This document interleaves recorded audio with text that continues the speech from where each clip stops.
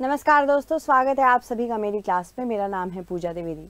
हाल ही में हमने देखा किस प्रकार से एग्जामिनेशन, स्पेशली जितने भी सिविल सर्विसेज एग्जामिनेशन हैं, वो बात करते हैं प्लेसेस इन न्यूज़ की। इवन आप चाहे यूपीएससी देख लीजिए, चाहे यूपीपीएससी देख लीजिए, काफ़ी हद तक अब प्लेसेस इन न्यूज़ से कम 3 से 4 क्वेश्चन तो ऐसे ही आ रहे हैं। तो हमने, उत्कर्ष ने, ये टीम ने सोचा कि आपके लिए एक रेगुलर सीरीज़ लेके आएँ जिसमें आप मैप के ज़रिए समझ सके कि कौन सा क्षेत्र कहाँ है जिससे ज़्यादातर क्वेश्चंस बन रहे हैं, और करंट अफेयर्स से ही संबंधित है। तो उसी हिसाब से हमारी क्लास रहेगी, 10 से 15 मिनट की क्लासेस रहेंगी, पर आपको इस 10 से 15 मिनट में बहुत सारी चीज़ें सीखने को मिलेंगी। तो शुरू करते हैं। सबसे पहले हम बात करते हैं डेनमार्क की। डेनमार्क जो कि एक तरह से वापस से न्यूज़ में आ गया है। डेनमार्क यूरोप में एक देश है जिसकी राजधानी कोपेनहेगन है। ये जर्मनी के साथ अपनी सीमा साझा करता है, और डेनमार्क की ही एक स्वायत्त क्षेत्र है, एक ऑटोनॉमस क्षेत्र जिसको हम कहते हैं। ये स्वचालित है, और ये ऑटोनॉमस क्षेत्र कौन है? ग्रीनलैंड है। ग्रीनलैंड वैसे है तो डेनमार्क का, पर ये स्वशासित है। ये स्वायत्तता अपने उसी से काम करता है, अपने रूप से काम करता है। हालांकि ग्रीनलैंड, ये अगर हम द्वीप के रूप में जाने, पूरे विश्व का सबसे बड़ा द्वीप है। तो वैश्विक परिदृश्य यही है, विश्व का सबसे बड़ा द्वीप माना जाता है। सबसे पहले इसकी खोज की बात करें तो इसको नॉर्स कम्युनिटी ने खोजा था 10वीं शताब्दी में। नॉर्स ने 10वीं शताब्दी में खोजा था। और अगर हम बात करें कि यहाँ पे किस प्रकार के लोग रहते थे, यहाँ पे एस्किमोज जो कि इग्लू बना के रहते हैं, और इनुइट्स यहाँ की बेसिकली जनजाति है, ये रहा करती थी। हालांकि आज ये एस्किमोज और इनुइट्स कनाडा में रहते हैं। तो इनुइट एक जनजाति है, एस्किमो एक जनजाति है बेसिकली, जो ग्रीनलैंड में रहते थे, और ये हंटिंग गैदरिंग करके अपना जीवन यापन करते थे। पर ग्रीनलैंड की अचानक से हम इतनी ज़्यादा बात क्यों करने लगे? क्योंकि डोनाल्ड ट्रंप ने कुछ ही समय पहले एक टिप्पणी की थी कि ग्रीनलैंड को असल में यूएसए का हो जाना चाहिए, यूएसए को बेच देना चाहिए, डेनमार्क द्वारा बेच दिया जाना चाहिए। हाँ, डेनमार्क ऐसा कर सकता है। हालांकि इसके पीछे बहुत सारे कॉम्प्लिकेटेड इश्यूज भी आएंगे जिसके बारे में हम देखेंगे। इसके इतिहास के बारे में भी हम चर्चा करेंगे, क्योंकि ऐतिहासिक परिदृश्य जब तक आप कहीं का नहीं जानेंगे तब तक ये सारी चीज़ें नहीं समझ में आएंगी। तो डेनमार्क की जो पीएम है मेटे फ्रेडरिक्सन, इनका नाम भी याद कर लीजिएगा क्योंकि क्वेश्चन पूछा जा सकता है। डेनमार्क और ग्रीनलैंड दोनों ही बहुत ज़्यादा न्यूज़ में हैं। तो मेटे फ्रेडरिक्सन है, इन्होंने हाल ही में कहा है कि इन्होंने US president elect Donald Trump, जो कि अब हमारे यूएसए के 47वें प्रेसिडेंट बनने वाले हैं, इनसे बात की है, क्योंकि इन्होंने ही टिप्पणी की थी कि ग्रीनलैंड को यूएसए को दे देना चाहिए। उसका रीज़न बहुत सारा है। पहली बात तो यूएसए का यहाँ पे पहले से ही थूले एयरफोर्स बेस है। इसके अलावा बहुत सारे स्पेस एक्सप्लोरेशन यानी कि अंतरिक्ष अभियान यूएसए ग्रीनलैंड से लेता है। तो यहाँ पे बेसिस जिस प्रकार से ग्रीनलैंड में है यूएसए की, इसीलिए कह रहा है ये क्षेत्र हमें मिल जाना चाहिए। दूसरी चीज़, ये खनिज से काफ़ी स्वस्थ देश है, स्वस्थ क्षेत्र है। तो खनिज और खनन के हिसाब से इम्पॉर्टेंट है। ऑयल एंड गैस यहाँ पे रिजर्व्स बहुत है, इसके भंडार बहुत है, ऑयल एंड गैस रिजर्व्स हैं।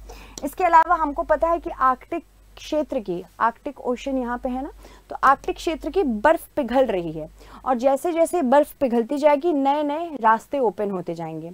तो यूएसए लॉन्ग टर्म में सोच रहा है कि हमें इस क्षेत्र में प्रस्तुत होना ज़रूरी है, नहीं तो ये रूस से पीछे चले जाएंगे, क्योंकि रशिया का काफ़ी पैसेज इनको मिल जाएगा। जैसे नॉर्थ वेस्ट पैसेज देख रहे हो ना, ये नॉर्थ वेस्ट पैसेज ज़्यादातर रशिया का हो जाएगा, और नॉर्थ ईस्ट पैसेज भी रशिया का हो जाएगा, क्योंकि ये आराम से ऊपर वाले क्षेत्र से अपनी सीमा साझा करते हैं। हालांकि यूएसए क्या करता है, बस अलास्का के थ्रू करता है, अलास्का के थ्रू ही थोड़ा सा ऊपर है, ये फिर भी कनाडा से नीचे आ रहा है। इस वजह से ग्रीनलैंड को ये अपने हक में करना चाहते हैं।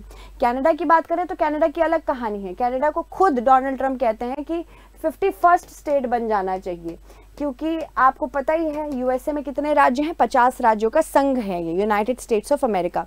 तो कुछ ही समय पहले कनाडा के प्राइम मिनिस्टर जब जस्टिन ट्रूडो थे, तब इनसे डोनाल्ड ट्रंप ने कहा था कि आप गवर्नर बन जाइएगा। तो ये कुछ चीज़ें ऐसे रेडिकल बोल रहे हैं, हालांकि विजन के हिसाब से बोल रहे हैं।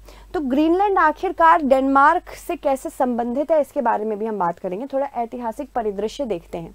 तो ग्रीनलैंड में सबसे पहले एस्किमो या इनुइट लोग बसते थे। ये आज कनाडा और अलास्का के क्षेत्र में आ गए हैं। अलास्का जो कि यूएसए का ही पार्ट है, यहाँ पे है अलास्का, तो यहाँ पे रहते हैं। ये ग्रीनलैंड में सामूहिक रूप से सामान्य जीवन शैली और मछली पकड़ते थे, तो हंटर गैदरर रहेंगे।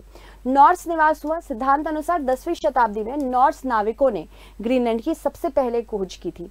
लेफ्ट फीसन ने 1000 ईस्वी में ग्रीनलैंड को वाइकिंग्स के लिए उपनिवेश बनाने की भी कोशिश की थी।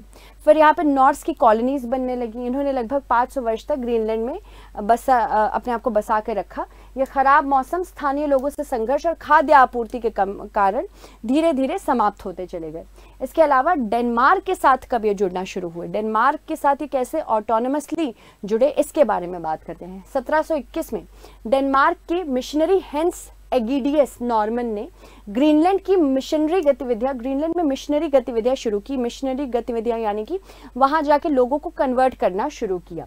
इस समय के बाद ग्रीनलैंड पर डेनमार्क का प्रभाव और मजबूत होने लगा। साथ ही साथ 1750 में डेनमार्क नॉर्वे साम्राज्य बढ़ा, और जब डेनमार्क नॉर्वे साम्राज्य बढ़ा, जैसे कि आप देख सकते हैं यहाँ पे नॉर्वे भी आपको देखने को मिलेगा, ये नॉर्वे है। जब ये साम्राज्य बढ़ा तो इन्होंने ग्रीनलैंड को भी धीरे धीरे अपने क्षेत्र में शामिल कर लिया इसी वजह से। इसके अलावा अगर हम बात करें 19वीं शताब्दी की, इसमें ग्रीनलैंड पूरी तरह से डेनमार्क का उपनिवेश बन गया। जैसे हम भी उपनिवेशी थे यूके के, यूनाइटेड किंगडम के, वैसे ही 19वीं शताब्दी में ये डेनमार्क ने ग्रीनलैंड के साथ किया। 1900 के दशक में ग्रीनलैंड को एक स्वायत्त उपनिवेश के रूप में डेनमार्क द्वारा अधिक स्वतंत्रता दी गई, लेकिन यह फिर भी डेनमार्क के प्रशासन के अधीन है। अभी भी डेनमार्क जानता है कि ग्रीनलैंड चाहे तो इंडिपेंडेंस की बात कर सकता है, क्योंकि ग्रीनलैंड अभी भी कर रहा है, वो स्वतंत्र होना चाह रहे हैं, वो किसी के अधीन अब नहीं रहना चाह रहे हैं।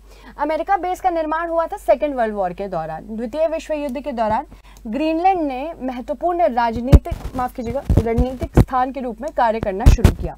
अमेरिका ने ग्रीनलैंड में सैन्य बेस स्थापित किया, जो थूले एयरबेस मैंने दिखाया था इसी समय आया था। फिर स्वायत्तता की ओर कदम जब बढ़े तो 1953 में हुआ था। ग्रीनलैंड को डेनमार्क के साथ समान दर्जा दिया गया। अब जिस प्रकार से ग्रीनलैंड है जिस प्रकार से डेनमार्क है, उसी स्टेटस पे ग्रीनलैंड भी काम करता है। 1979 में ग्रीनलैंड को संवैधानिक स्वायत्तता मिली, जिसके तहत ग्रीनलैंड ने अपनी आंतरिक राजनीति को नियंत्रित करने की स्वतंत्रता प्राप्त की। हालांकि विदेशी नीति और रक्षा यह अभी भी डेनमार्क के साथ है।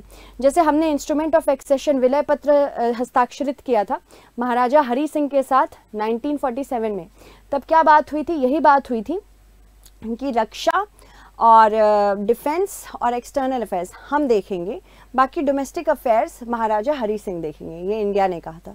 बाद में तो धीरे धीरे आर्टिकल 370 हट गया, पूरी तरह से जम्मू कश्मीर पर अधिकृत भारत के लोगों का अधिकार हो गया है।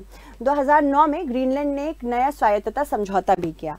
इसी के अंतर्गत ग्रीनलैंड स्वायत्तता अधिनियम इसको कहा गया, जिसमें ग्रीनलैंड को और भी अधिक नियंत्रण दिया गया, स्पेशली अगर हम प्राकृतिक संसाधनों की बात करें। अगर आधुनिक रूप से देखें तो ग्रीनलैंड का राजनीतिक ढांचा डेनमार्क के तहत स्वायत्तता है। इसके अलावा ग्रीनलैंड डेनमार्क का हिस्सा रहते हुए अपनी आंतरिक नीति और प्रशासन को स्वतंत्र रूप से संचालित करता है।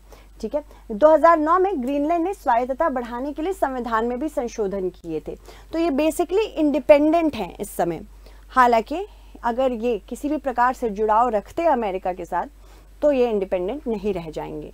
ग्रीनलैंड की अर्थव्यवस्था ये मछली पालन, खनिज संसाधन, पर्यटन पर आधारित है। इसमें वृद्धि और खनिज संपदा का दोहन ग्रीनलैंड के विकास के लिए दिशा भी बदल रहा है।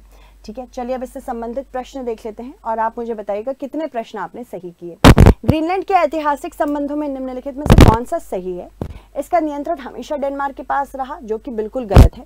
ग्रीनलैंड पर सबसे पहले नॉर्स का शासन हुआ। ग्रीनलैंड स्वतंत्र राष्ट्र है, जो कि गलत है। ग्रीनलैंड का कोई ऐतिहासिक संबंध नहीं है, ये भी गलत है। तो ऑप्शन बी यहाँ पे सही है, क्योंकि हमें सही देखना था। सबसे पहले नॉर्स ने किया था, वो भी 10th सेंचुरी में। ग्रीनलैंड का आधिकारिक धर्म क्या है?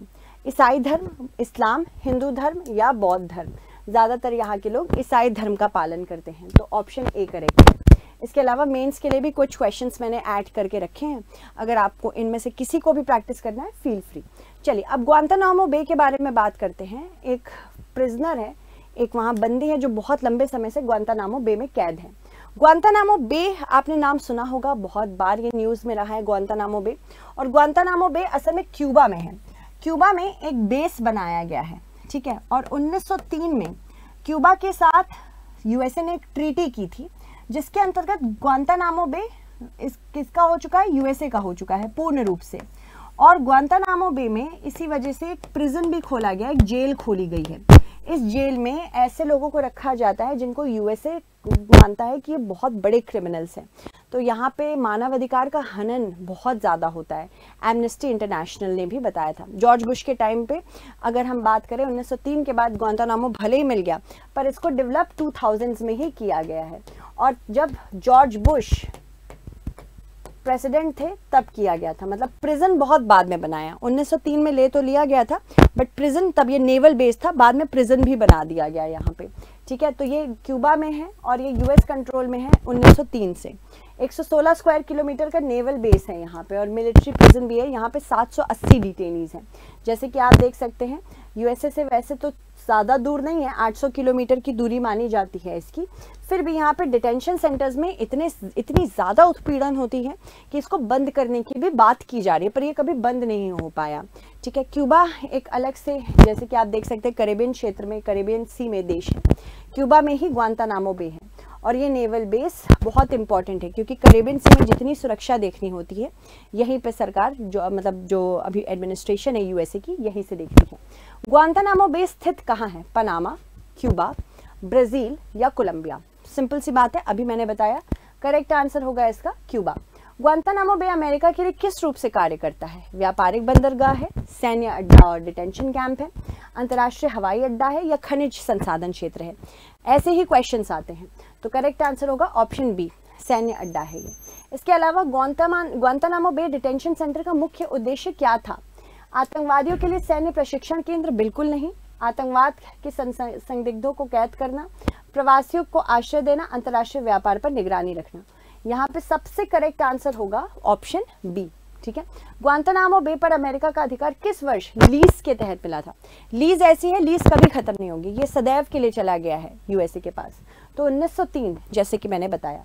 इसके अलावा ग्वांतानामो बे डिटेंशन सेंटर को लेकर निम्नलिखित में से कौन सा कथन सही है? इसे 2002 में स्थापित किया गया था, बिल्कुल सही है ये बात, जॉर्ज बुश का टाइम था ये। यह मानवाधिकार उल्लंघन के लिए विवादित है हमेशा से। इसे संयुक्त राष्ट्र ने संचालित किया, संयुक्त राष्ट्र यानी कि यूनाइटेड नेशन। तो तीसरा सही नहीं है पर पहला और दूसरा सही है, ऑप्शन ए, केवल 1 और 2 यहाँ पे करेक्ट है। ग्वांतानामो बे डिटेंशन कैंप को बंद करने की पहली घोषणा किस अमेरिकी राष्ट्रपति ने की थी? जल्दी आपको ये बताना है कमेंट सेक्शन में, ठीक है। कमेंट सेक्शन में आप इसका सही आंसर दीजिए। नेक्स्ट क्लास जब हमारी होगी तो मैं उन बच्चों का नाम लूंगी जो सही आंसर दे रहे हैं, ठीक है। So thank you so much everyone for watching. Stay updated, regularly आप हमारी क्लासेस से ऐसे ही जुड़े रहें। धन्यवाद।